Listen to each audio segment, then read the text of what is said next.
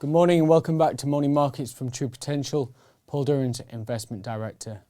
Today we're going to start by recapping last week on how financial assets performed.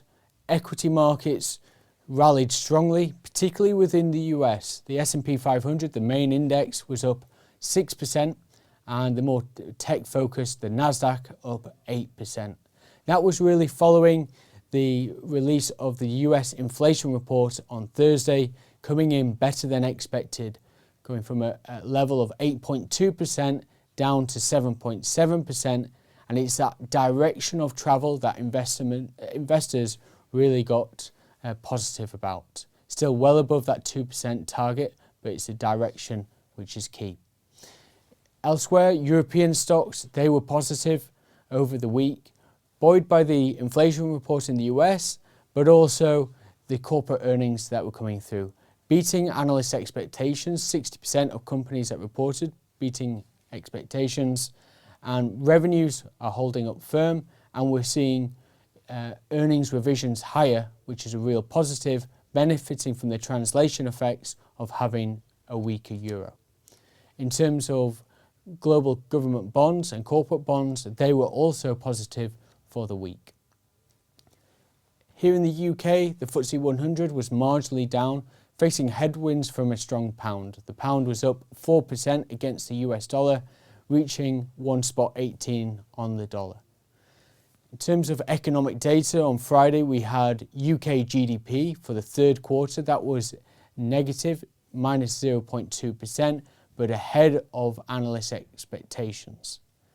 It was negative after being positive in Q2, which was up 0.2%. In terms of the contributor to that negative reading, really manufacturing is slowing, and as is retail activity.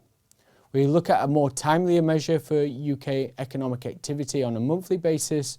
For September, that was also negative, minus 0.6%, with the largest contribution coming from services. And that sets us up well for the week ahead, where we have on Thursday the autumn statement from the UK Chancellor. A lot of details in there in terms of where corporate tax rates will be going and household taxes, but also government spending. We'll also get the economic projections alongside that from the OBR. This was something that was missed when Liz Truss announced her mini budget, so it'd be really important to look out for what's the direction of travel for UK government debt. We're expecting that to fall over the medium term as the government looks to rein in spending and increase taxation. We'll also be looking out for details on changes to the energy price cap. Elsewhere, we'll also get UK inflation data this week, as well as labour market data. So a very busy week for the UK, and we'll keep you up to date throughout the course of the week. That's everything from us today. Thank you for listening, and we'll see you tomorrow. If you're interested in taking your investing to the next level, or would like to know more about the options available to you when you retire, then download our free guides to ISAs and pensions. These are available in the video description below.